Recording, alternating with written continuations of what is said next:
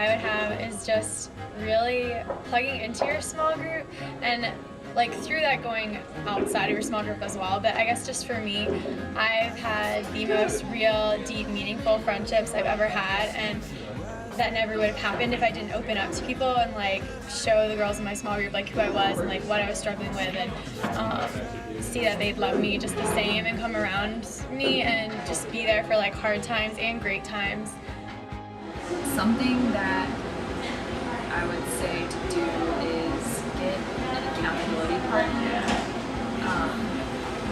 especially for spending time with God, because I know you have small group and community, but sometimes it can get lost, so really find a person that can hold you accountable for your time with God, push you. Get involved, absolutely.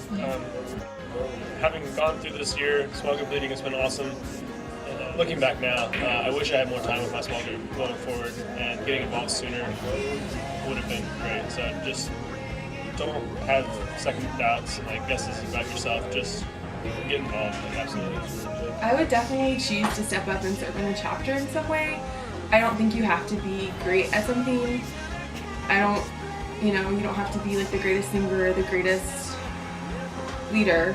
I think God uses us where we are, and a willing heart is really important. So whether it's a small group leader or being on a ministry team, I think service is really important, and through that the Lord can really speak to you and really use you when you're willing to serve Him.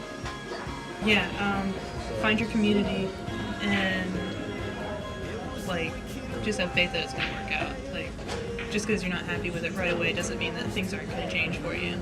And it's really an essential piece of me now and will be forever after college. Invest in the freshman class. Believe me, you will grow and learn so much by just hanging out with freshmen. So do it. I know a lot of IB in the beginning seems like it's geared towards freshmen, but it is for a reason, because freshmen are so cool. Invest in freshmen. A piece of advice I would give is to commit to your small group, but to be involved in something outside of your small group. For me, that was studying abroad in Spain, and I would encourage you to do something like that. Whether it is study abroad, I would say definitely study abroad because it was an awesome experience, but commit to something else outside of yourself where you can develop relationships with non-believers.